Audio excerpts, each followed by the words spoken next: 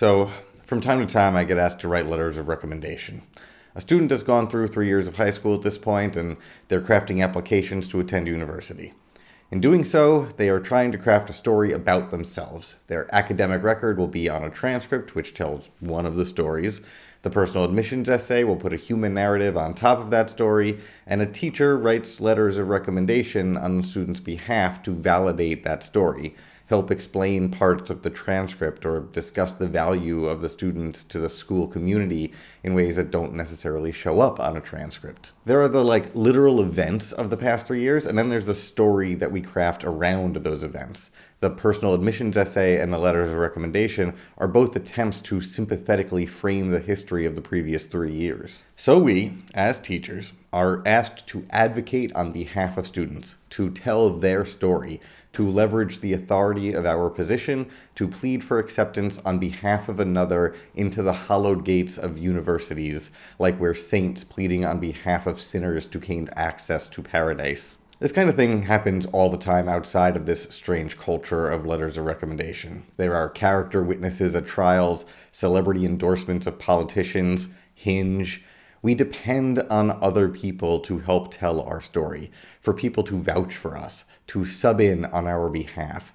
Salvation is not independently pursued, but is the work of a community. And this happens all of the time in Measure for Measure. Claudio asking Lucio to ask Isabella to ask Angelo for a pardon in Act 1, the Duke vouching for Angelo and in doing so deputizing him to clean up Vienna, the other sheriffs happily giving Elbow their supports and power to act on their behalf, Oporsum saving Pompey from time in prison by taking him on as a protege, Mariana saving Isabella's chastity and her brother's life by going to bed with Angelo in her place. All these plot devices are related in that they depend on vicarious redemption, a belief that someone can do work on another's behalf in order to save that person. It's at this point good to remember that Measure for Measure is Shakespeare's only play with a title taken from the Bible. This is a concept at the core of Christianity. Christ dying for our sins and all of that. In fact, this is a really hotly debated theological topic in Shakespeare's England. Can anyone intercede on somebody else's behalf in a religious sense? Can somebody pray on behalf of another? Can somebody pray to a saint to intercede on their behalf to Christ? So today we're going to focus specifically on those acts of substitution and the way the characters depend on each other in Act 5 as we go through it play by play. The final act begins with the Duke dressed as the Duke greeting the citizens of Vienna. Isabella enters and immediately pleads for justice. The Duke instructs her to tell her story to Angelo, whereupon she, of course, says that you bid me seek redemption of the devil. And Angelo, of course, turns to the well-tested method of calling the woman who is accusing him crazy in order to discredit her. She then straight up accuses him of murder, adultery, and hypocrisy. How he asked her to allow her body to intercede on behalf of her brother's body. When the Duke dismisses these rants as insanity, she doubles down and says Angelo only seems to be good. She calls attention to the fact that Angelo, in all his dressings, cataracts, titles, forms, be an arch-villain. Obviously, she's right about all this. His reputation, his titles, the power given to him through the consent of the Duke, and general buy-in the people of Vienna have in the government structure, all imply he's worthy of his status. But these features only make him seem good. They don't actually make him good. They represent stories we tell about him. They're not actually him. They're letters of recommendation, not the authentic self. But also, I can't help but think about how the Duke has been walking around with the dressings, titles, and forms of a friar, taking advantage of all the power that comes with this role in society. But of course, he only seemed to be capable of receiving confession and blessing the prisoners and offering spiritual advice about what is or is not a sin. So it's complicated, I guess. Sometimes the play validates this behavior, sometimes it doesn't. Isabella then tells the Duke her full story. How she is the sister of Claudio, who was condemned to die, how she was blackmailed, and then she lies and says that she submitted to his blackmail and, returning to the truth, how Angelo sent for her brother's head anyway. She's crafting her story in the way she was advised to. She has faith that the Friar/Duke's plan will lead to the justice that she seeks. And the Duke then seems not to believe her, and arrests her for slandering Angelo as she calls for Friar Lodowick. That's the pseudonym of the Duke when he was undercover. Enter instead Mariana, who appears as a veiled witness in this strange trial. She claims to be married to Angelo, and this is obviously a surprise to him, so he asks her to remove her veil. She does, and also explains the bed switch to Angelo, that he slept with her, Mariana, and not Isabella, as he might think. So now, being doubly accused by two different women, he depends on another trusted defense of men in his position. This is a conspiracy, he says. These poor, informal women are no more but instruments of some more mightier member that sets them on. He accuses them of being substitutes, in other words, of working on behalf of another. And the fun, dramatic irony of this is that he's right. The Duke sitting next to him is the mightier member that sets them on. But he's also wrong. They are also advocating for themselves. The Duke has asked them to play the part of themselves. They are not substitutes. At this point, the Duke asks the provost to find the friar and then exits the stage so that, he can return to the stage as the friar. As he does, he seems to leave Angelo to be the judge in this case, which has him at the center, leaving him to craft his own story about himself in this trial. When the Duke, dressed as the friar, returns, he says that the Duke should hear him speak, and Aeschylus says something interesting. The Duke's in us. Speaking to them is the same as speaking to the Duke. They are substitutes on the Duke's behalf. The Friar/Duke proclaims that the state of Vienna is corrupt, and Angelo calls for his arrest now.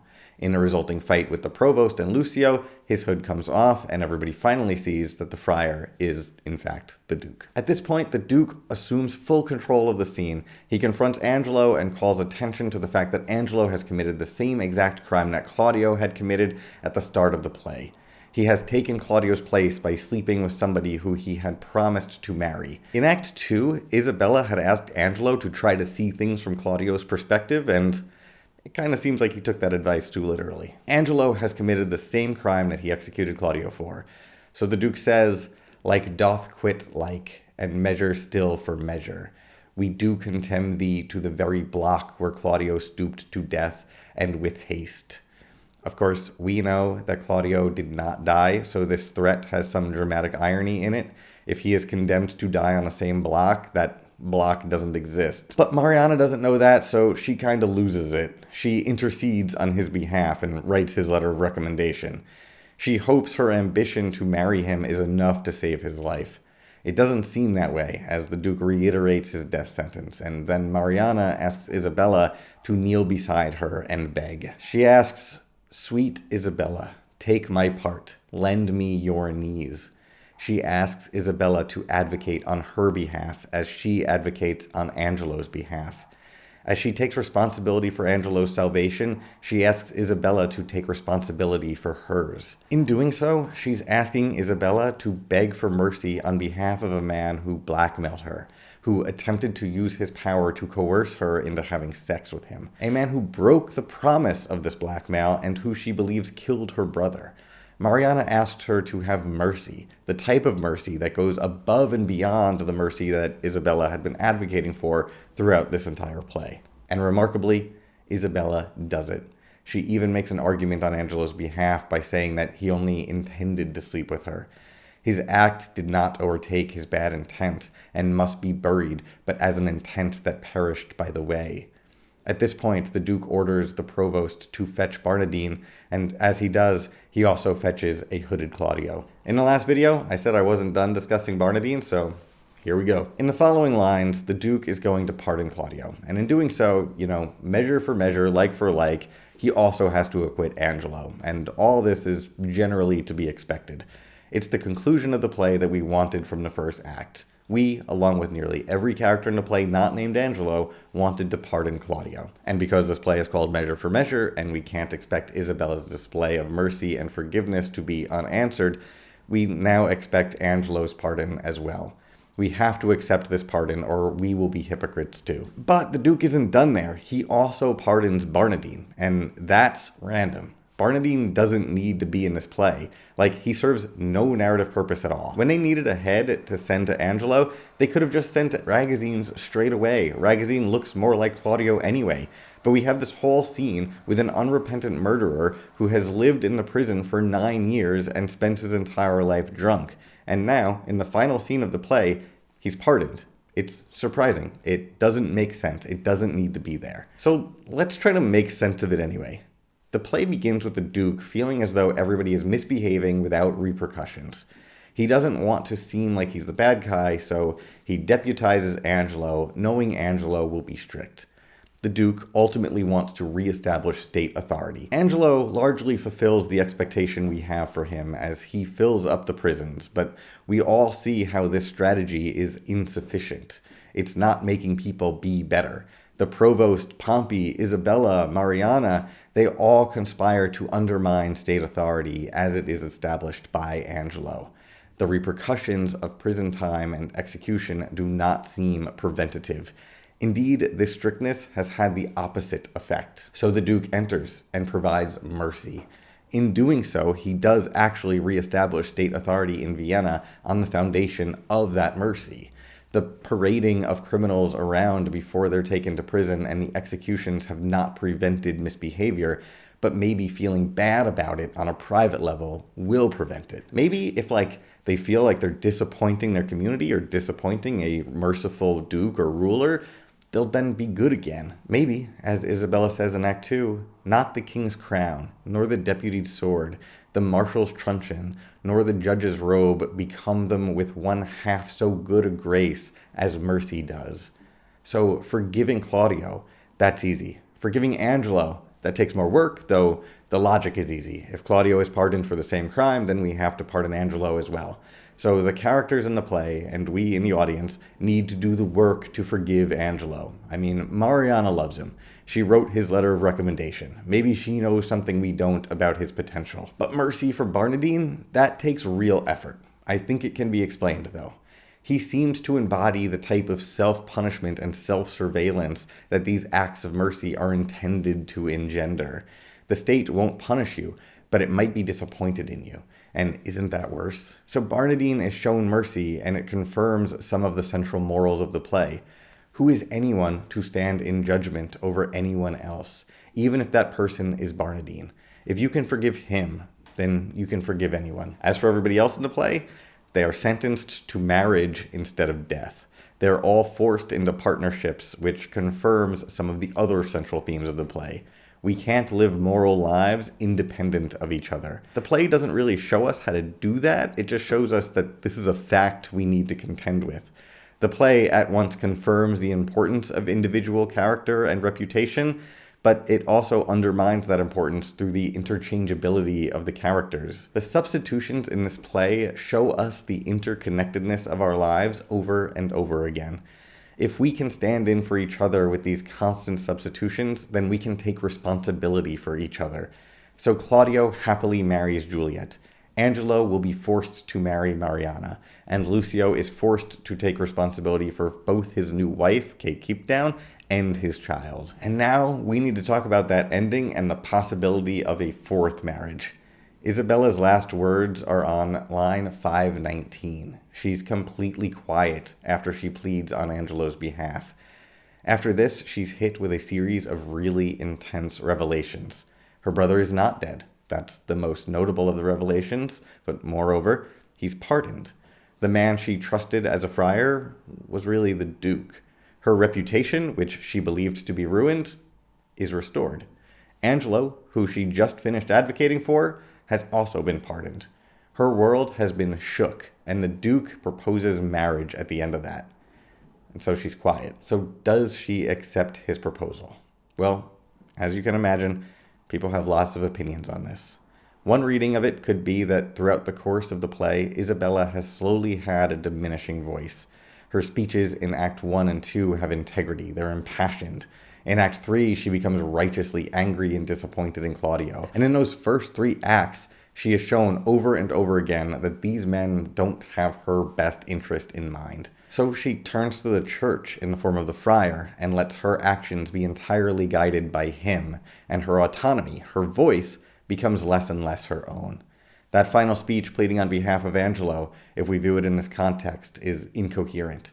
She's only arguing that Angelo didn't sleep with her, not that he didn't sleep with Mariana, which is the crime here. Then she learns the man who she allowed to speak for her, the friar, was not a friar. Her voice has been diminished until it is entirely lost in these final lines. In that case, you can imagine a stunned, delirious, and melancholy actress accepting the Duke's hand in marriage in a state of shock and helplessness. Or we can take a look at Isabella's character at the start of the play and draw conclusions from there. Her opening scene is the desire to opt out of the male gaze, to take a vow of chastity, to opt out of the sexual politics and gendered power altogether in a cloistered-off sisterhood. She wants to opt out of a world where she does actually have some power. The first thing Claudio says about her in the play is that she has a physicality that will persuade men to her cause, but she wants to be removed from all of that. So maybe her silence in these final lines is an extension of that characteristic to opt out. She had the power to use her sexuality to gain influence, but she hated the game so much that she refused to play and wanted to join a cloister. Maybe here, she knows that her words have the power to influence, but she's refusing to play a game of power that she despises. In that case, we can imagine the Duke extending his hand and her standing there with clenched fists, staring at him with a "I want to burn the world down" kind of energy. Maybe her silence here is defiant rather than passive. I don't know. I imagine every director and every actor playing this role will do it differently, and this is a pretty clever move by Shakespeare. See, theater in the early 17th century was not the same as theater today. Today, a theater company will practice one play for months. They will then perform that play for a season, or a year, or years. The same play, every single night, and that just can't happen in 17th century London. A theater like the Globe would perform a different play every day, so having a play like Measure for Measure with this ambiguous ending could actually be a different play each time it's performed. And before we finish today, let's take one more example of how this scene can be performed. We can look at the Duke's actions throughout the play as grooming a young woman into a subordinate position. He's torn down her world through decisions that he's made. He's shown her how powerless she is within it, and asked her to be guided by him entirely. He's destroyed her faith in herself and made her dependent on his advice, his power. In this final scene, he's using his power to coerce her into marriage. It's not so different from what Angelo did in Act 2. In taking back his role of Duke from Angelo, he has also taken on Angelo's desire for Isabella. And if we accept that this conditioning was successful, maybe she joyfully takes his hand. Maybe her silence is action and she exults at the prospect of marriage, substituting the heavenly husband she aspired to at the start of the play with an earthly one at the end. In that case, I think her eagerness to marry him transforms this play, a play that ends in marriage, from a comedy into a tragedy. And that's what I'll be discussing next week in the final video of this season. This is a play that avoids death, ends with mercy and marriage. And that is like the definition of a comedy, right? We'll do that next week. Please subscribe if you want to be notified when that video is posted. Thank you for watching.